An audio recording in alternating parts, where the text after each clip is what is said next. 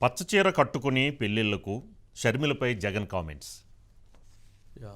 రాజుగారు, జగన్మోహన్ రెడ్డి గారు పులివెందులలో నామినేషన్ వేసే కార్యక్రమానికి అటెండ్ అయ్యారు. పులివెందులలో నామినేషన్ వేసే కార్యక్రమానికి అటెండ్ అయ్యి అక్కడి నుంచి వారు చేసినటువంటి కొన్ని వ్యాఖ్యలు ఆశ్చర్యం కలిగిస్తాయి. జగన్మోహన్ రెడ్డి గారు ఏమన్నారండి పులివెందుల సభలో? పచ్చ చీర కట్టుకొని ఎవరైతే శత్రువుల దగ్గరికి వెళ్ళారు అని వ్యాఖ్యానించారు. రెండు, అసలు అవినాష్ చాలా చిన్న పిల్లవాడు అన్నాడు. పాపం పాల డబ్బా ఎత్తుకొని ఇస్తే పాలు తాగలేనటువంటి పిల్లవాడిలాగా చాలా చిన్న పిల్లవాడు అంటున్నాడు. అది ఆశ్చర్యం. మూడు, ఎవరైతే వైఎస్ వివేకానంద రెడ్డిని చంపారో కడపలో ఉన్నటువంటి పులివెందుల్లో ఉన్నటువంటి అందరికీ తెలుసు అంటున్నాడు. ఈ మూడు వ్యాఖ్యలు నిజంగా జగన్మోహన్ రెడ్డి గారు ఆయన ప్రజలందరినీ ఆయన అమాయకులు అనుకుంటున్నారా, లేక ఆయన అమాయకుడు అనుకోవాలి అని ప్రజలు భావించాలని చెప్పని అంటున్నారా, లేక ప్రజలని అమాయకులని ఆయన భావిస్తున్నారా అనేటిదైతే నాకు అర్థం కావట్లేదు. కానీ నిజంగా ఏ చెట్టుని అడిగినా, ఏ పుట్టను అడిగినా, ఏ పిట్టను అడిగినా, పులివెందుల్లో ఏ ప్రజలను అడిగినా, ఏ టీ షాపు దగ్గర అడిగినా, ఏ టిఫిన్ సెంటర్ దగ్గర అడిగినా, ఏ బట్టల షాపు దగ్గర అడిగినా, ఏ గోల్డ్ షాపులో అడిగినా, ఏ బస్సులో అడిగినా కూర్చున్నా, లేదా ఏ కారులో కూర్చున్నా, లేదా ఏ ఫుట్పాత్ మీద కూర్చున్నా, ఏ ప్లాట్ఫామ్ మీద కూర్చున్నా, ఏ చెరువు కట్ట దగ్గర కూర్చున్నా, లేక ఎక్కడ కూర్చున్నా కానీ ఎవరు చంపారు వైఎస్ వివేకాని అని అంటే చూపించే వేళ్ళన్నీ జగన్మోహన్ రెడ్డి గారి పక్కన ఉన్నటువంటి వాళ్ళ మీద, అవి ఇంకొంచెం జగన్మోహన్ రెడ్డి గారి వైపు చూపించే విధంగా ఉన్నాయి తప్ప అవి ఎక్కడో వాళ్ళ కుమార్తె మీదో, సునీత మీదో, లేక షర్మిల మీదో, లేక చంద్రబాబు నాయుడు గారి మీద చూపించే పరిస్థితి లేదు. చంపిన వ్యక్తి వీళ్ళు చంపమంటే చంపారని చెప్తూ ఉన్నాడు. సిబిఐ వీళ్ళు చంపారని నిర్ధారిస్తూ ఉంది. స్వయంగా కుమార్తె ఈ కేసులో వాళ్ళు చంపమన్నా వాళ్ళే చంపారు, వాళ్ళకి ఎంపీ సీట్లు ఇచ్చారు, ఆ చంపించినటువంటి వాళ్ళు కూడా తెలవాలి అని చెప్పని చెబుతూ ఉంటే జనానికి ఏమైనా క్యాలీఫ్లవర్ పూలు పెడదాం అనుకుంటున్నారా ఏంటి? నాకైతే అర్థం కావట్లేదు. మరీ నా కడప, నా పులివెందుల, నా ప్రాణం అని చెప్పని జగన్మోహన్ రెడ్డి గారు చాలా బలంగా చెప్పారు. చెప్పడానికి స్టేట్మెంట్ చాలా బలంగా ఉంది, చాలా బలంగా ఉంది. కానీ దానిలో మకరందం లేదు. అంటే ప్రజలని అంత అమాయకులుగా భావించాల్సినటువంటి అవసరం లేదు. ఎవరు హీరో ఎవరు విలను అంటున్నారు జగన్మోహన్ రెడ్డి గారు. నిన్న సభలో, శ్రీకాకుళం సభలో ఎవరు హీరో ఎవరు విలను అంటున్నారు. ఎవరు హీరో ఎవరు విలను ఏంటి? ఎవరు హీరో ఎవరు విలను? ఆంధ్రప్రదేశ్ రాష్ట్రంలో ఈ 5 సంవత్సరాల్లో ఏం జరిగిందని చెప్పడానికి ఏ హీరో కావాలి, ఏ విలన్ కావాలి? విలన్ మనస్తత్వం ఎలా ఉంటుంది? క్రైమ్ చేసి క్రైమ్ చేయలేదని చెప్పేటువంటి వ్యక్తే విలను. నేరం చేసి నేరం చేయకుండా అపవాదం ఎదుర్కొనేటువంటి వ్యక్తే హీరో. మరి సినిమాటిక్లో మాట్లాడాలనుకుంటే సినిమాటిక్లోనే మాట్లాడవచ్చు, చాలా గొప్పగా చెప్పచ్చు. ఎవరు వైఎస్ వివేకా కేసు విషయంలో వారంతా ఇదిగా చెప్తున్నారు అని అంటే ఎవరిని నమ్మించడానికి, ఎవరిని దాని మీద డైవర్ట్ చేయటం కోసం? ఇంకోటి అన్నారు, వైఎస్ రాజశేఖర రెడ్డి గారిని వ్యతిరేకించినటువంటి వాళ్ళపైన, లేదా వైఎస్ వివేకానంద రెడ్డిని ఓడించినటువంటి వాళ్ళకి మద్దతు తెలియజేస్తున్నారు, వైఎస్ వివేకాకి ఓడించిన వాళ్ళకి సహకరిస్తున్నారు మా కుటుంబ సభ్యులు అన్నారు వాళ్ళిద్దరిని. అదేంటండి ఆశ్చర్యకరమైన అంశం? సరే, ఓడిస్తే ఓడించారు, ఓడించినటువంటి వాళ్ళని గెలిపించవచ్చు, గెలిపించినటువంటి వాళ్ళు ఓడించవచ్చు, తప్పేముంది? ఆ రోజు ఆనం రామనారాయణ గారిని గెలిపించమన్నారు, ఈరోజు ఆనం రామనారాయణ గారిని ఓడించమంటున్నారు. ఆ రోజు వైసీపీలో ఉన్నవాళ్ళు గెలిపించమన్నారు, ఈరోజు టీడీపీలోకి వెళ్ళి ఓడించమంటున్నారు. మావుండి శ్రీనివాసరెడ్డి గారిని ఓడించమంటున్నారు కదా, వేమిరెడ్డి ప్రభాకర్ రెడ్డి గారిని ఓడించమంటున్నారు కదా, కృష్ణదేవరాయలను ఓడించమంటున్నారు కదా, బాలశౌరిని ఓడించమంటున్నారు కదా. మరి మీరు ఓడించమని చెబుతున్నారు కదా. మరి గెలిపించమని చెప్పారు వీళ్ళందరినీ 2019లో. మరి ఇప్పుడు వీళ్ళందరినీ ఓడించమని చెప్తున్నారు కదా. మరి అక్కడ వైఎస్ వివేకానంద రెడ్డిని ఓడించినటువంటి బీటెక్ రవికి సహకరిస్తున్నారని వీళ్ళ విమర్శ జగన్మోహన్ రెడ్డి గారిది. నాయన గెలిపిస్తే గెలిపించారు, ఓడిస్తే ఓడించారు, మళ్ళీ గెలిపిస్తారు. మళ్ళీ ఓడిస్తారేమో. కానీ మనిషిని నిర్దాక్షిణ్యంగా చంపినటువంటి వాళ్ళని పెట్టుకొని వాళ్ళని గెలిపించమంటారా? ఎన్నికల్లో గెలిపించటం, ఓడించడం, గెలుపోవటములు సహజం. మరి ప్రాణాలే తీసేస్తే మరి ప్రాణాలు తీసినటువంటి వ్యక్తిని గెలిపించాలా? నరికినటువంటి వాళ్ళని గెలిపించాలా? మరి వారు చెప్పింది ఏది హీరోయిజం, ఏది విలనిజం అంటే, ఇవాళ హీరోయిజం, విలనిజం అనేటువంటి దాని విషయంలో గొప్పగా మాట్లాడటం ఇది కాదు, గొప్పగా చెప్పటం ఇది కాదు. వారు షర్మిల మాట్లాడినటువంటి దాంట్లో, సునీత మాట్లాడిన దాంట్లో ఎక్కడ స్క్రిప్ట్ చూసి చదవదు. మరి జగన్మోహన్ రెడ్డి గారు ఏమన్నారు? వాళ్ళు చెప్పినటువంటి విధంగా మాట్లాడుతున్నారు, వాళ్ళు స్క్రిప్ట్ చదువుతున్నారు అంటారు. ఇందాక వాళ్ళిద్దరూ చంద్రబాబు నాయుడు గారు ఇచ్చిన స్క్రిప్ట్ చదువుతున్నారంటారు. జగన్మోహన్ రెడ్డి గారు 4 లైన్లో, ఇలా 4 లైన్లో స్క్రిప్ట్ చూడకుండా చదవమనండి.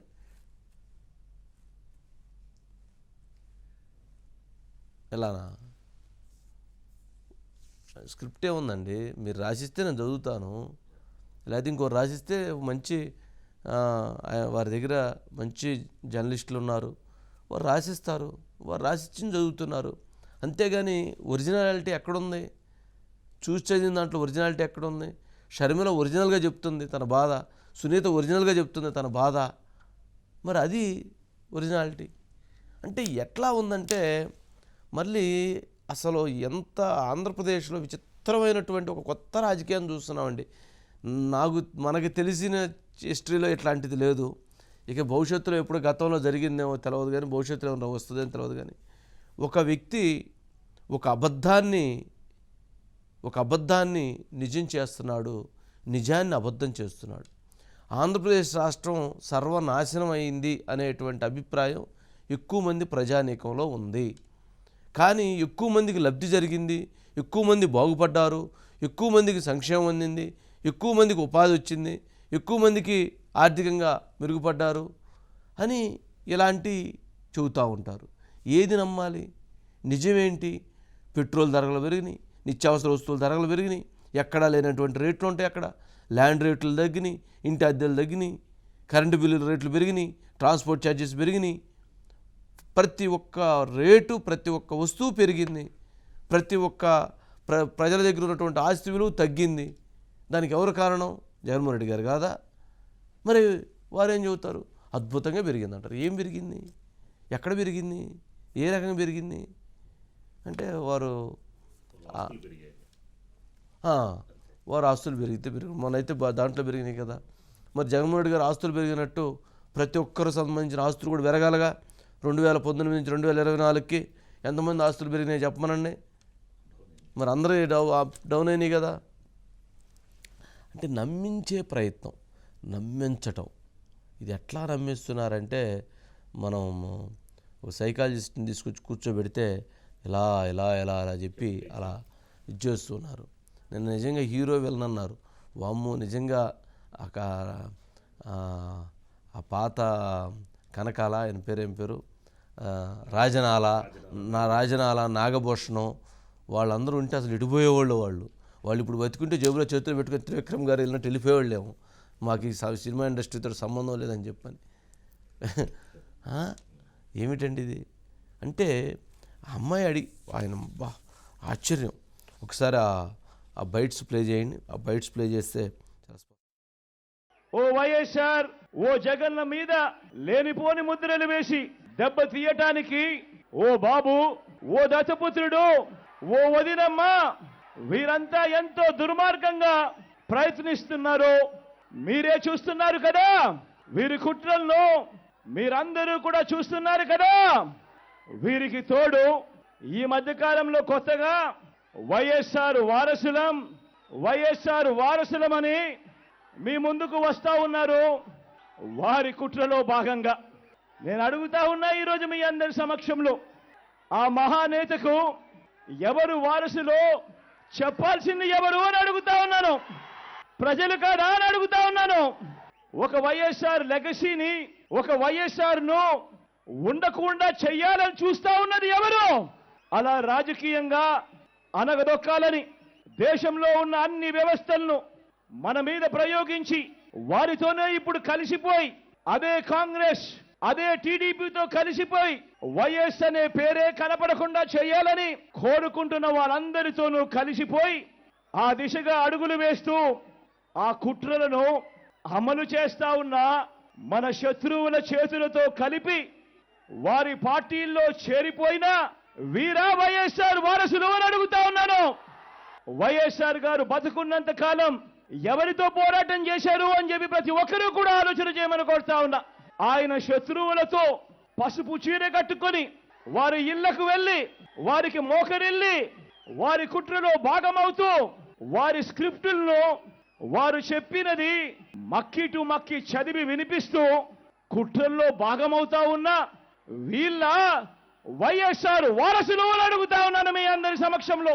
వైఎస్ఆర్ కీర్తి ప్రతిష్టలను ఆయన పేరునే ప్రజల మనసు నుంచి చెరిపేయాలని, వైఎస్ఆర్ కాంగ్రెస్ పార్టీయే ఉండకూడదని, వైఎస్ఆర్ విగ్రహాలు ఏ గ్రామంలోనూ కూడా ఉండకూడదని బహిరంగంగానే ఆ విగ్రహాలన్నింటినీ ముక్కలు చెప్పలు చేస్తాము అని చెప్పిన వారితో, చెబుతున్న వారితో చేతులు కలిపిన వీరా వైఎస్ఆర్ వారసులు అని అడుగుతా ఉన్నాను. మా వివేకం చిన్నానను ఎవరు చంపారో, ఎవరు చంపించారో ఆయనకు, ఆ దేవుడికి, ఈ జిల్లా ప్రజలందరికీ కూడా తెలుసు ఏం జరిగింది అన్నది. కానీ బురద జల్లేందుకు ఇద్దరు చెల్లెమ్మలను ఎవరు పంపించారో, వారు వెనకాల ఎవరు ఉన్నారో మాత్రం మీ అందరికీ కూడా రోజు కనిపిస్తూనే ఉంది. ఇంకా ఆశ్చర్యం ఏమిటో తెలుసా? వివేకం చిన్నారను అతి దారుణంగా చంపి, అవును నేనే చంపాను అని అతి హేయంగా బహిరంగంగా చెప్పుకుంటూ తిరుగుతున్న హంతకుడికి మద్దతు ఇస్తున్నది ఎవరు? మీరే రోజు చూస్తున్నారు కదా అని అడుగుతా ఉన్నాను.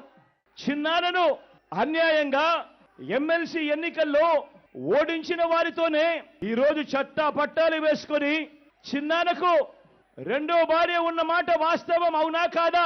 ఆ రెండో భార్యతో తనకు సంతానం ఉన్న మాట వాస్తవం అవునా కాదా? అవినాష్ అక్కడికి ఎవరు ఫోన్ చేస్తే వెళ్ళాడు వంటి అనేక ప్రశ్నలు అవినాష్ తన అనేక ఇంటర్వ్యూస్ లో, తన ప్రెస్ కాన్ఫరెన్స్ లో తాను లేవనెత్తిన ప్రశ్నలు సహేతుకమే కదా అని చెప్పి ఎవరైనా అవినాష్ వైపు ఎవరైనా మాట్లాడితే చాలు వెంటనే వారి మీద కూడా అడ్డగోలు ఆరోపణలు చేస్తూ కుట్ర రాజకీయాలు చేస్తా ఉండడం ధర్మమేనా అని చెప్పి ఈ సందర్భంగా ప్రతి ఒక్కరిని కూడా అడుగుతా ఉన్నా. ఆలోచన చేయమని చెప్పి ప్రతి ఒక్కరిని కూడా అడుగుతా ఉన్నా. మరి వీరు వైఎస్ఆర్ వారసులా, ఆ చంద్రబాబుకు వారసులా అని చెప్పి మీరే ఆలోచన చేయమని చెప్పి ప్రతి ఒక్కరిని కూడా కోరుతా ఉన్నా. నా మీద ఆరోపణలు చేస్తా ఉన్న నా బంధువులకు కూడా ఈ సందర్భంగా ఒక్కటి చెప్పదలుచుకున్నా. ముఖ్యమంత్రిగా దేవుడు మీ బిడ్డకు అధికారం ఇచ్చింది మీ బిడ్డ డబ్బులు సంపాదించుకునే దానికోసం కాదు, నా కుటుంబ సభ్యులను కోటీశ్వరులను చేసేందుకు కాదు, పేదలందరికీ మంచి చేసేందుకు. మరొక విషయం కూడా నిండు మనసుతో చెప్తా ఉన్నా.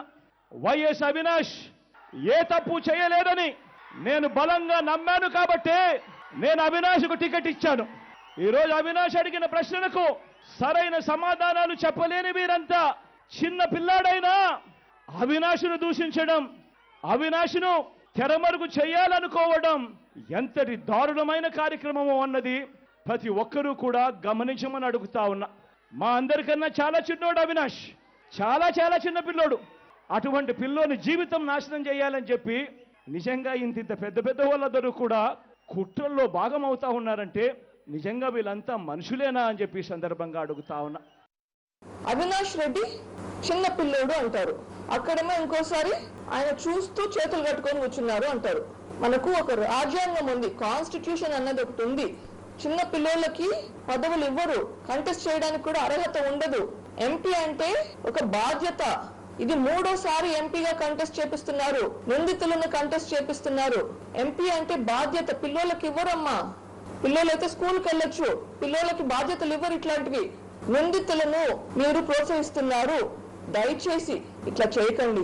5 సంవత్సరాలుగా దీని గురించి పోరాడుతున్నా, ఇప్పుడు మీకు రాజకీయాలు కనిపిస్తున్నాయి. ఈ 5 సంవత్సరాలు ఆయన సంగతి మర్చిపోయినారా? ఈ 5 సంవత్సరాలు ఆయన గురించి ఎప్పుడైనా మాట్లాడారా? ఎన్నిసార్లు మిమ్మల్ని బంగపోయినా నాకు అపాయింట్మెంట్ ఇవ్వండి, లెటర్లు రాసిన, చీఫ్ మినిస్టర్ గారికి లెటర్లు రాసిన, ఎందుకు నాకు జవాబు రాలేదు? దేవుడికి తెలుసు, కడప ప్రజలకు అందరికీ తెలుసు ఎవరు చేశారు అని. అంటే మీకు తెలియదా? మీరు చీఫ్ మినిస్టర్ గా ఉండి మీకు తెలియదా ఏం జరుగుతుందో రాష్ట్రంలో? మీరు చీఫ్ మినిస్టర్ గా ఉన్నప్పుడే ఈ డిస్కషన్ వచ్చింది. ఇది చేసింది నా భర్త అయినా గానీ, వాళ్ళ అన్న అయినా గానీ, it doesn't matter. Vivekananda Reddy గారిని హత్య చేశారు, న్యాయం జరగాలి. తప్పు చేసింటే ఎవరైనా శిక్ష పడాల్సిందే. అది నేనైనా సరే, నా భర్త అయినా సరే, తప్పు చేసింటే శిక్ష పడాల్సిందే. వైఎస్ షర్మిలని, అంటే వైఎస్ రాజశేఖర రెడ్డి గారి కూతురు వైఎస్ షర్మిలని, ఈ ఎలక్షన్ లో షర్మిల గారు గెలిస్తే వివేకానంద రెడ్డి గారి కోరిక తీరుతుంది. మీకోసం ఇన్ని త్యాగాలు చేసినారు వివేకానంద రెడ్డి. ఈ ఒక్క త్యాగం చేసి మీరు కూడా షర్మిల గారికి సపోర్ట్ చేయమని మిమ్మల్ని ప్రాధేయపడుతున్నాను. దాంట్లో వారు చెప్పిన బయటలో ఇంటి అర్థమైపోయింది కదా ప్రజలకి. ఏంటి, పసుపు చీర కట్టుకోరండి, పచ్చ చీర కట్టుకోనండి. అంటే పచ్చ చీర కట్టుకున్నటువంటి వాళ్ళందరి మీద ఎలాంటి విమర్శలే చేస్తారా? అంటే మనం పసుపు అంటే మీకు పసుపు పడకపోతే నిన్నటి వరకు సాక్షి మొత్తం పసుపే ఉండేది, ఇప్పుడు పసుపు తీసేశారు. అంటే మరి సాక్షి మరి అలా పెట్టినప్పుడు మరి అది పసుపే కదా, మరి ఇప్పుడు ఎందుకు ఇది అవుతారు? అంటే శుభసూచకం. పసుపు ఇంటికి ఎందుకు రాస్తారు, గుమ్మానికి ఎందుకు రాస్తారు? యాంటీ బ్యాక్టీరియా రాదని. పుండు దెబ్బ తగిలితే ఏం చేస్తారు? వెంటనే పసుపు రాస్తారు కదా. ప్రతి ఇంట్లో, ప్రతి కూరలో, ప్రతి వంటకంలో కూడా పసుపు కొంచెం వేస్తారు. ఎందుకు? Anti bacteria. మరి అలాంటి పసుపు విషయంలో ఏ శుభకార్యానికైనా, ఏ పెళ్ళికైనా, ఏ ఫంక్షన్కైనా, ఎక్కడైనా, ఏ పెళ్ళిలో అయినా, ఏ ఫంక్షన్లో అయినా పసుపు లేకుండా ఎక్కడన్నా ఉండిద్దండి? అంటే ఆమె చీర కట్టుకోగానే పచ్చ చీర అంటే పసుపు మీద అంత కోపమా? కోపం అంత కోపము ఉండబట్టే కదా చంద్రబాబు నాయుడు గారిని 53 రోజులు జైల్లో పెట్టించింది. ఇంకా కూడా తిరగకపోతే అట్లా. నిజంగా ఆ కేసులో జైల్లో పెట్టాల్సినటువంటి కేసు కాదు కదా. ఇన్వెస్టిగేషన్ చేయకుండా, ఏమీ లేకుండా తీసుకుపోయి జైల్లో పెట్టేసి 40 సంవత్సరాల పైన రాజకీయ అనుభవంతో తనంటూ కష్టపడి తను అభివృద్ధి చేసినటువంటి వ్యక్తిని, డెవలప్ చేసినటువంటి వ్యక్తిని తీసుకుపోయి మీరు జైల్లో పెట్టి కసి తీర్చుకున్నా కానీ ఇంకా కసి తీరకపోతే ఎట్లా పసుపు మీద? అదే రాజశేఖర రెడ్డి గారిని లోకేష్ గనక ఆయన బతికుంటే, ఇప్పుడు రాజశేఖర రెడ్డి గారిని జైల్లో పెడితే జగన్మోహన్ రెడ్డి గారికి ఎంత కోపం వచ్చిద్దా రాదా? జగన్మోహన్ రెడ్డి గారిని, తండ్రి రాజశేఖర రెడ్డి గారిని లోకేష్ జైల్లో పెడితే కోపం వచ్చిద్దా రాదా జగన్మోహన్ రెడ్డి గారికి? మరి లోకేష్ గారి తండ్రి చంద్రబాబు నాయుడు గారిని ఇలా జగన్మోహన్ రెడ్డి గారు జైల్లో పెడితే లోకేష్ కోపం వచ్చిద్దా రాదా? ఎవరినైనా, ఏ తండ్రినైనా అనవసరంగా, అన్యాయంగా, అక్రమంగా, దారుణంగా ఒక కేసు లేని వ్యవహారంలో, లేని కేసులో ఒక కేసు కట్టి దాన్ని ఇన్వెస్టిగేషన్ లేకుండా తీసుకుపోయి రిమాండ్ చేసేవంటే అదేంటి? కోపం వచ్చిద్దా రాదా? రేపు జగన్మోహన్ రెడ్డి గారిని మరలా ఎవరిని జైల్లో పెడితే వాడి పిల్లలకు కోపం వచ్చిద్దా రాదా? దుర్మార్గం కదా. చేయొచ్చు అలాంటి పనులు. అధికారం ఇచ్చినందుకు రాష్ట్రాన్ని బాగు చేయమని, సంక్షేమం ఇవ్వమని, అభివృద్ధి చేయమని, ఎక్కువ మందికి బెనిఫిట్ ఇవ్వమని కొంచెం ఆలోచించాలి ప్రజలు. ఏది న్యాయం, ఏది అన్యాయం, ఏది ధర్మం, ఏది అధర్మం, ఇది కొంచెం అర్థం చేసుకోగలిగితే ప్రజలు చాలా మంచి జరిగిద్ది. ఆ కొంచెం చిన్నపాటి పొరను అర్థం చేసుకోలేక అబద్ధాలని, అవాస్తవాలని చెబుతుంటే వాటిని నమ్మి చెల్లెల మీద అనేస్తుంటారు. చివరికి వదినమ్మ అని చెప్పని తిట్టారు. వదినమ్మ అంటే మరి నాకు అర్థం కాలేదు. సౌభాగ్యమ్మ అంటే పిన్ అయ్యిద్ది వాళ్ళ మరి సౌభాగ్యమ్మ గారు ఈరోజు ఒక లెటర్ రాశారు. ఏమని రాశారు? జగన్మోహన్ రెడ్డి గారికి బహిరంగ లేఖ. జగన్మోహన్ రెడ్డి గారు ఒక హంతకుడికి, ఒక మీ సొంత బాబాయిని హత్య చేయించినటువంటి వ్యక్తికి, ఒక రాజకీయ నేపథ్యం, కుటుంబం, ఒక ప్రజాప్రతినిధి ఉన్న వ్యక్తిని అత్యంత కిరాతకంగా చంపినటువంటి వ్యక్తి, ఆరోపణలు ఉన్నటువంటి వ్యక్తికి ఎలా సీట్ ఇస్తావు? అది ప్రశ్నించినటువంటి పిల్లలపైన, సొంత చెల్లెళ్లపైన అంతటి అఘాయిత్యమైనటువంటి మాటలేంటి? వాళ్ళ మీద దాడి చేయించేటువంటి కుట్రలేంటి, వాళ్ళని సభ్య సమాజం తలదించుకునే విధంగా, వాళ్ళ గౌరవాన్ని మంట కలిపే విధంగా మాట్లాడెచ్చటం ఏంటి? ఇది తగున జగన్మోహన్ రెడ్డి గారు? మీరు ఎవరైతే సునీతకి షర్మిల సపోర్ట్ చేస్తుందని షర్మిల మీద కూడా ఇంత నీచమైనటువంటి వ్యాఖ్యలు చేస్తున్నారే, ఇది సమంజసమేనా? ఎవరైతే కిరాతకుడు హత్య చేయించినటువంటి వ్యక్తికి సీట్ ఎలా ఇస్తావు? నిన్ను ప్రార్థిస్తున్నాను జగన్మోహన్ రెడ్డి, న్యాయం చెయ్యి, అలాంటి వ్యక్తికి సీటు ఇవ్వబాక, అలాంటి వ్యక్తిని శిక్షించాలి అని చెప్పి ఆమె బోరుమని ఏడుస్తా ఆ సౌభాగ్యం ఇంత పొడుగు లేఖ రాసింది. ఎవరికి? చిన్నప్పుడు ఎవరు ఎత్తుకొని పెంచుంటారండి? ఆమెను ఎత్తుకొని పెంచుండేది కదా, అంతే కదా. ఎత్తుకొని పెంచిన ఆవిడ, ఇతనికి 12 సంవత్సరాలు 14 సంవత్సరాలు వచ్చేంత వరకు అతను జాగ్రత్తగా చూసుకున్న ఆవిడ, మరి ఆవిడ అంత బాధతో బాబు ఇదేంటి అని చెప్పని రాస్తే మళ్ళీ వాళ్ళని విమర్శించేయటం. పులివెందుల వెళ్ళి జగన్మోహన్ రెడ్డి గారు మాట్లాడకుండా ఉన్నా కానీ గౌరవం ఉండేది. జగన్మోహన్ రెడ్డి గారు మాట్లాడి తన గౌరవాన్ని తగ్గించుకున్నాడా అనిపిస్తుంది. చంపినటువంటి వ్యక్తికి సపోర్ట్ చేస్తున్నారని. చంపినటువంటి వ్యక్తి దస్తగిరి నిన్న ఏం చెప్పాడండి? నిన్న ఏం మాట్లాడాడు దస్తగిరి? వైఎస్ అవినాష్ రెడ్డి ఫోన్ నుంచి నాతోటి జగన్మోహన్ రెడ్డి గారు మాట్లాడారు, మా వాళ్ళు చెప్పినట్లుగా, అంటే అవినాష్ రెడ్డి, భాస్కర్ రెడ్డి, శివశంకర్ రెడ్డి చెప్పినట్లుగా నువ్వు చెయ్యి, నీకు భవిష్యత్తులో ఎటువంటి ఇబ్బంది లేకుండా చూసుకుంటావని చెప్పని ఆయన మాటిస్తేనే నేను చంపానని నేను చెప్తున్నాడు, చెప్పాడు కదా. మరి అదేంటి? మరి దాన్ని ఏమనాలి?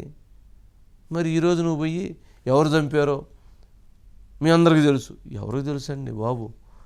అప్పుడు సునీల్ యాదవ్ వైఫ్ అనుకుంటా, వాళ్ళ ఇంటికి పోతే చెప్పింది కదా, ఈ మొత్తం ఈ కడపలో మొత్తం ఎవరిని అడిగినా, ఏ ఇంట్లో అడిగినా, ఏ చెట్టుని అడిగినా, ఎవరిని అడిగినా చెబుతారు ఎవరు చంపారు మీకు తెలవదా అన్న, ఎవరు చంపారు మీకు తెలవదా అన్న, మాట్లాడితే బతకనీరు కదన్నా అని అన్నాం, గుర్తుంది కదా. మరి ఇప్పుడు ఇది ఏంటంటే మంచి చెడు ఆలోచించుకోవాల్సిన బాధ్యత ప్రజలది. ఓటు అనేటువంటి ఆయుధం ప్రజల చేతుల్లో ఉంది. నమ్మించటం అనేటువంటిది అత్యంత ప్రమాదకరమైనది. నిజం చెప్పటం అనేటువంటిది కష్టమైనా కానీ అది బలంగా ఉంటుంది. నమ్మించటం అనేటువంటిది, నమ్మిస్తే మోసం చేయటమే. నమ్మినటువంటి వాళ్ళనే మోసం చేస్తారు. నమ్ముతామా, మోసపోతాం. మరి ఆలోచించుకోవాల్సింది ప్రజలు. ఇందుట్లో వాళ్ళు వైఎస్ఆర్ వారసులు అంట. ఈ వైఎస్ఆర్ వారసులను ఏమంటారు? శత్రువులతో చేతులు కలిపారంట. శత్రువులు ఎవరండి? వైఎస్ఆర్ వారసులు ఎవరండి? శత్రువులు ఎవరు జగన్మోహన్ రెడ్డి గారి దృష్టిలో? ఆ రోజు రిలయన్స్ వాళ్ళ పాత్ర ఉంది రాజశేఖర రెడ్డి గారి మరణం వెనకని చెప్పని వాళ్ళ దాని మీద పోయి వాళ్ళ మార్టుల మీద పడి పగలగొట్టారు, వాళ్ళ మార్టులు ధ్వంసం చేశారు, వాళ్ళ మీద అనుమానం ఉంది, చంపారు, హత్య ఉందని చెప్పని ఇష్టానుసారంగా మాట్లాడారు కదా. మరి అదే మరి రిలయన్స్ వాళ్ళని పిలిచి వ్యాపారాలు ఎందుకు చేస్తున్నారు? వాళ్ళందరినీ ఇంటికి పిలిచి సన్మానాలు ఎందుకు చేస్తున్నారు? వాళ్ళు అడిగినటువంటి వాళ్ళకి రాజ్యసభ సభ్యత్వం ఎందుకు ఇచ్చారు? ఎవరు రాజశేఖర రెడ్డి గారి ప్రాపకాన్ని మరి ఆ రోజు మీరేగా విమర్శించింది, మరి వాళ్ళకి ఇచ్చారు కదా. మరి రాజశేఖర రెడ్డి గారిని తిట్టిన బొత్స సత్యనారాయణ గారు పిలిచి మీరు మంత్రి పదవి ఇచ్చారు కదా. మరి ఏంటిది? ఏ రకంగా మనం సర్ది చెప్పుకోగలుగుతాము? ఏ రకంగా న్యాయాన్ని చెప్పగలుగుతాము? మరి రిలయన్స్ వాళ్ళని పిలవకుండా ఉండాల్సింది. ఎవరైతే రాజశేఖర రెడ్డి గారిని బండబూతులు తిట్టినట్టు పిలవకుండా ఉండాల్సింది. వాళ్ళందరినీ పిలిచారు కదా, వాళ్ళందరినీ దగ్గర తీసుకున్నారు కదా. మరి అదేంటి? ఇదేంటంటే వినేవాళ్ళు ఉంటే, చెప్పేవాళ్ళు ఉన్నప్పుడు వినేవాళ్ళు ఉంటే లోకువట, చెప్పేవాళ్ళకి వినేవాళ్ళు ఉన్నప్పుడు లోకువట. అంటే జగన్మోహన్ రెడ్డి గారు బాగా డయాస్ మీద పైనుండి ఆయన చెబుతా ఉన్నాడు కాబట్టి అది వినేవాళ్ళందరినీ లోకుగా భావించి చెబుతున్నారని అనుకోవాలా? ఆయన కనుక ఎవరైతే రాజశేఖర రెడ్డి గారి విషయంలో ఏదైతే టఫ్గా ఉన్నాడో అలా కనుక ఉన్నట్టయితే, వాళ్ళని రానీకున్నట్టయితే, రిలయన్స్ వాళ్ళని లేదా బొత్స లాంటి వాళ్ళని రానీకున్నట్లయితే ఎస్ అతను స్టబాండ్గా ఉన్నాడు, రాజశేఖర రెడ్డి గారు తిట్టిన వాళ్ళని ఎవరిని రానిలేదు అని ఆ బలం ఉండేది. ఇదేందంట అంటే నమ్మించడం, ప్రజలను నమ్మించడం. మరి ప్రజలు నమ్ముతారా? నేను అనుకోవటం ప్రజలు నమ్మరని అనుకుంటున్నాను. ప్రజలు ఆ విషయంలో మరి బలంగా ఉంటారేమో అని అనుకుంటున్నాను. చిన్న అన్నకి రెండో పెళ్ళి వాస్తవం కాదా అని అడుగుతారు. అవును, రెండో పెళ్ళి, ఆ పిల్లోడు కూడా ఉన్నారు. ఆమె చెప్పింది, స్టేట్మెంట్ ఇచ్చిందిగా, అది అందరికీ తెలుసు. సునీత కూడా చెప్పింది కదా, ఆయనకు ఉన్నారు అట్లుంది అని చెప్పింది కదా. అంటే ఏం చేయాలి ఇప్పుడు? ఆ పిల్లోడు చంపాడా? చిన్న పిల్లోడు అంట. ఎవరు? అవినాష్, చిన్న పిల్లవాడంట. సో వినాల్సింది అబ్బాయి, ఇట్లా సూపర్గా ఉంది అది. ఎట్లా మరి చంద్రబాబు నాయుడు గారు దాని మీద ఇప్పుడు ఒక ట్వీటు. చంద్రబాబు నాయుడు గారి ట్వీట్ ఏంటి? మళ్ళీ దాంట్లో ఒక సారాంశం. ఆయన ఒక తోడబుట్టిన చెల్లెల పుట్టుక పైన మహాలక్ష్మిగా భావించే ఇంటి ఆడబిడ్డ కట్టుకున్న చీర పైన విమర్శలు చేసేవాడు ఒక ముఖ్యమంత్రి. ఎంత నీచం! ఇది కాదా వికృత మనస్తత్వం? ఇది వారు ఇచ్చింది. మరి ఇదేందో ఈ గోలేందో ఇదేందో అబ్బే ఏం బాగాలేదు. మీడియా వాళ్ళు షర్మిల పుట్టుక గురించి కామెంట్ చేస్తే దాన్ని ఎక్కడ ఖండించలేదండి. సరే, ఇప్పుడు వాళ్ళు ఆయన ఏమి చేసినా, ఏం అరాచకం చేసినా ఎవ్వరూ మాట్లాడకూడదు, ఎవ్వరూ ప్రశ్నించకూడదు. ఎవరన్నా మాట్లాడితే వాళ్ళ మీద దాడి. బయటికి ఒక వ్యక్తి అలా కనపడుతూ ఒక మంచి భావనలాగా సమాజం కోసం, ప్రజల కోసం, నీ ఎస్సీని, నీ బీసీని, మీ బిడ్డని, మీరిచ్చిన ఇట్లా చెప్పి దాన్ని ఎలా అయితే పెనట్రేట్ చేస్తున్నారో, దాని వెనక దాగి ఉన్న ఒక పెద్ద ఆలోచన విధానం, క్రైమ్ థింకింగ్. స్వయంగా జగన్మోహన్ రెడ్డి గారు ఎలక్షన్స్ వస్తే 2014లో 2019లో రాష్ట్రం అంతా ప్రచారం చేసినటువంటి విజయలక్ష్మి గారు ఎందుకు అమెరికా వెళ్ళిపోయారండి? అంటే కుమారుడు ఆలోచన విధానం సక్రమంగా లేదు అని కదా. అంటే తల్లి కంటే కొడుకు గురించి ఎవరికైనా తెలిసిద్దా? ఏ తల్లి అయినా కానీ కొడుకు ఒక పరిధి దాటి తప్పులు చేస్తున్నా కానీ సర్దుకుపోయింది. కానీ పరిధి దాటిన తర్వాత తల్లి సహించలేదు, అందుకని తల్లి దూరంగా జరిగింది. మరి జగన్మోహన్ రెడ్డి గారి విషయంలో మరి తల్లి భరించలేనటువంటి తప్పులు జగన్మోహన్ రెడ్డి గారు చేస్తే వారు అమెరికా వెళ్ళారా? ప్రశ్నించుకుంటారు కదా, సమాధానం చెప్పుకుంటారు కదా. సొంత చెల్లెలో అన్నని తీవ్రంగా విమర్శిస్తూ తిరుగుతుంది కదా.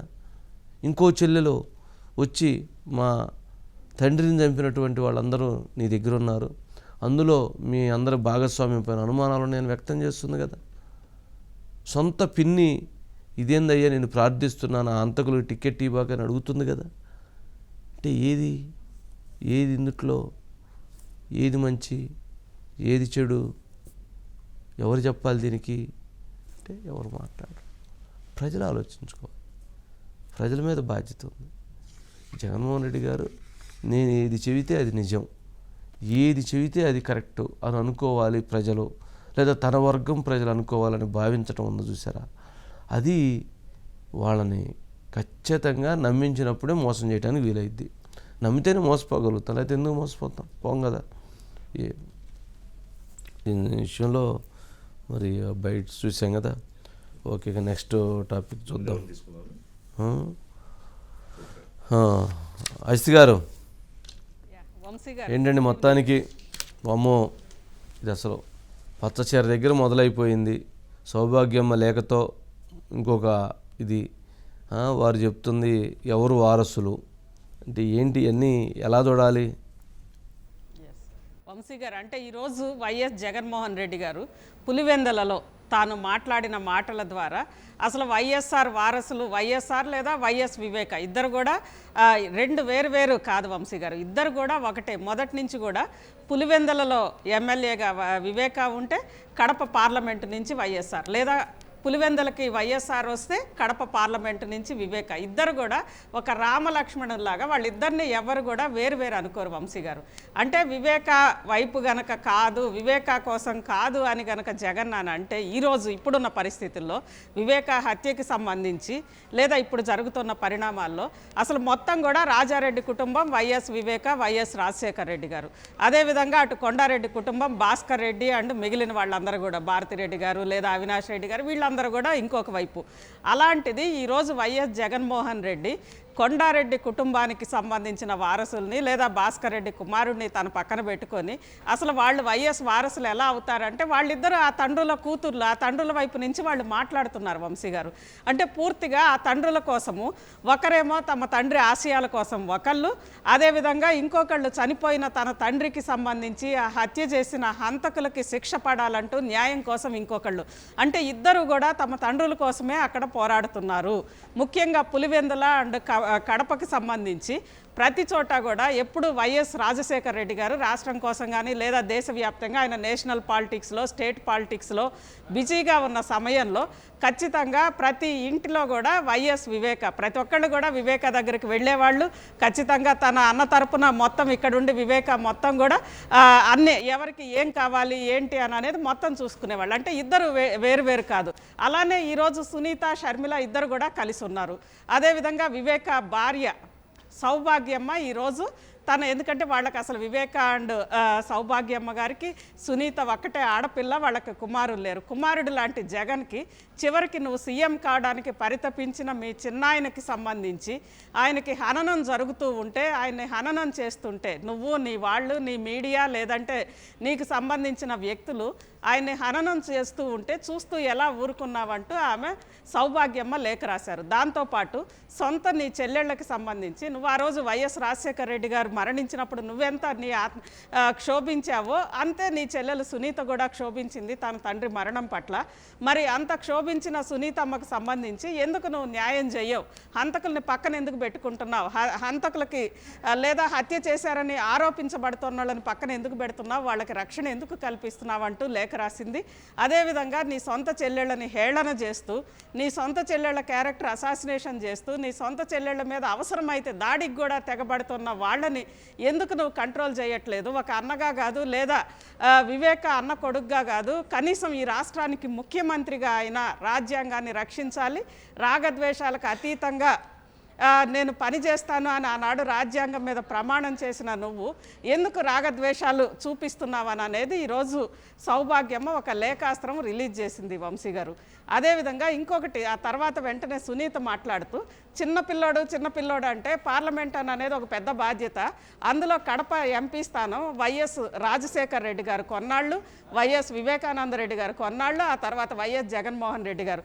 అలాంటి లెగసీ ఉన్న కడప పార్లమెంటులో అంటే ప్రజాస్వామ్యంలో వారసత్వం అని కాదు కానీ ఇద్దరు ముఖ్యమంత్రుల్ని కడప పార్లమెంట్ అందించిన అలాంటి స్థానంలో లేదా ఒక మంత్రిని అందించిన కడప పార్లమెంటు స్థానంలో మరి ఎందుకు చిన్నపిల్లోడైన అవినాష్ని ఇప్పుడు మూడోసారి నిలబెడుతున్నావు అనేది ఇటు సునీత ప్రశ్నించింది వైఎస్ జగన్మోహన్ రెడ్డి గారిని. దాంతోపాటు ముఖ్యంగా ఇటు హంతకులకు సంబంధించి ఎందుకు నువ్వు రక్షణ కల్పిస్తున్నావు? అదేవిధంగా అసలు వైఎస్ వివేక కడప ఎన్నికలకు సంబంధించి వైఎస్ సందర్భంలో ఎక్కడా కూడా వైఎస్ వివేక హత్య మీద ఎవరు మాట్లాడొద్దంటూ స్వయంగా వైఎస్ఆర్ కాంగ్రెస్ పార్టీకి సంబంధించి సురేష్ బాబు అనే వైఎస్ఆర్ కాంగ్రెస్ పార్టీ నేత కడప కోర్టులో పిటిషన్ దాఖలు చేసి దానికి సంబంధించిన ఉత్తర్వులు తీసుకొచ్చారు. మరి మీరే ఎందుకు మాట్లాడుతున్నారు? మీ పార్టీనే ఆ ఉత్తర్వులు దాఖలు చేశారు, ఆ ఉత్తర్వులు తెచ్చుకున్నాక మళ్ళీ మీరే ఎందుకు మాట్లాడతారు అని అనేది సునీత ప్రశ్నించింది. అదేవిధంగా ముఖ్యంగా వంశీ గారు అంటే ఎక్కడైనా సొంత చెల్లెలు మనం గతంలో చూసేవాళ్ళం అనేక సందర్భాల్లో అన్నా చెల్లెళ్ళు అంటే వైఎస్ జగన్మోహన్ రెడ్డి, వైఎస్ షర్మిల లాగా ఉండాలి, ఎందుకంటే అన్న జైల్లోకి వెళ్తే షర్మిల మొత్తం పాదయాత్ర చేయడము, లేదా అనేక సందర్భాల్లో రాఖీ సందర్భంగా కానీ లేదా అనేక ఫ్యామిలీకి సంబంధించి కూడా అందరూ కలిసిమెలిసి ఉండడము, చాలా అన్నా చెల్లెళ్ళ అనుబంధం కానీ అదంతా చూసిన తెలుగు ప్రజలకి ఈరోజు అసలు సొంత చెల్లెల్ని పచ్చచీర కట్టుకొని ప్రత్యర్థుల ఇళ్లకు వెళ్ళింది అని అంటే ఇక్కడ ప్రత్యర్థులు అంటే వైఎస్ రాజశేఖర రెడ్డి అండ్ ఇటు చంద్రబాబు నాయుడు గారు ఇద్దరు కూడా, వైఎస్ రాజశేఖర రెడ్డి గారు, చంద్రబాబు నాయుడు గారు ఇద్దరు కూడా కేవలం రాజకీయ ప్రత్యర్థులు మాత్రమే. కానీ చిరకాల ప్రత్యర్థులుగా ఉన్న రాజారెడ్డి కొండారెడ్డికి సంబంధించి కొండారెడ్డి మనవణ్ణి లేదా కొడుకున పక్కన పెట్టుకున్నప్పుడు అక్కడ లేని ప్రత్యర్థులు ఇక్కడ ఎలా వచ్చారు అనేది కడప ప్రజలు ప్రశ్నిస్తున్నారు వంశీ గారు. మొత్తం మీద పులివెందుల ఫ్యామిలీ వార్లో ముఖ్యంగా వైఎస్ వివేక విషయంలో వైఎస్ జగన్మోహన్ రెడ్డి గారు తన ముసుగు తీసేశారు. పూర్తిగా తాను అటు భాస్కర్ రెడ్డి గారి వైపు, అవినాష్ రెడ్డి గారి వైపు, అవినాష్ రెడ్డి నిరపరాధి అని చెప్పి నిరూపించడానికే వైఎస్ జగన్మోహన్ రెడ్డి గారు అవినాష్ రెడ్డిని మళ్ళీ కూడా కడప ఎంపీగా పోటీ పెట్టారు అనేది అక్కడ వాస్తవం. అదేవిధంగా వివేక హత్యకి సంబంధించి న్యాయం జరగాలి కాబట్టి, అవినాష్ రెడ్డి మీద ఆరోపణలు ఉన్నాయి కాబట్టి అవినాష్ రెడ్డిని ఓడించడం కోసం వైఎస్ షర్మిల అక్కడ నిలబడింది, అది వాస్తవం. అదేవిధంగా అదే కారణంతో వివేక హత్యకి కారణం కూడా వైఎస్ షర్మిల్ని కడప పార్లమెంటు అభ్యర్థిగా నిలబెట్టాలనే డిమాండ్తో వివేక బయలుదేరబోతున్నాడు కాబట్టి ఆయన హత్య జరిగింది అనేది మొత్తం అటు సిబిఐ కానీ లేదా మొత్తం అందరూ అనుకుంటున్న సమయంలో వైఎస్ వివేక హత్య తాను దేనికోసమైతే ప్రాణాలు కోల్పోయారో ఆయన ఆశయం కోసం షర్మిల ఎంపీగా పోటీ చేస్తోంది. దానికోసమే సునీత అక్కడ అంటే షర్మిలని గెలిపించడం ద్వారా వైఎస్ వివేక హత్యకి సంబంధించిన వాళ్ళకి శిక్ష పడినట్లే ప్రజా కోర్టులో, దాంతోపాటు వివేకాకి ఆత్మశాంతి కలుగుతుంది అనేది వీళ్ళు. అంటే ఇటు అవినాష్ రెడ్డి నిరపరాధి అని నిరూపించడానికి వైఎస్ జగన్మోహన్ రెడ్డి అవినాష్ రెడ్డిని పోటీ పెడితే అవినాష్ రెడ్డి దోషి అని నిరూపించడానికి వైఎస్ షర్మిలకి సునీత సపోర్ట్ చేస్తోంది. వాళ్ళిద్దరు ఒకవైపు ఉన్నారు. అంటే మొత్తం మీద వైఎస్ వివేక హత్యకి సంబంధించిన జడ్జిమెంటే ఈరోజు కడప ఎన్నికల్లో ముందుకు వచ్చింది. ఆ జడ్జిమెంట్ అనేది కడప ఎన్నికల్లో ముందుకు వచ్చింది. సౌభాగ్యమ్మ లేఖ కానీ, విజయమ్మ మౌనం కానీ, విమలమ్మ వచ్చి మాట్లాడడం కానీ ఇవన్నీ కూడా మొత్తం పులివెందుల ఫ్యామిలీ వారిలో ఇప్పటి వరకు ఫ్యాక్షన్, పులివెందుల ఫ్యాక్షన్ అని ఏదైతే అనుకున్నారో ఆ ఫ్యాక్షన్ ఇప్పుడు కుటుంబమే ఫ్యాక్షన్గా మారిపోయింది అనేది కనిపిస్తోంది వంశీ గారు.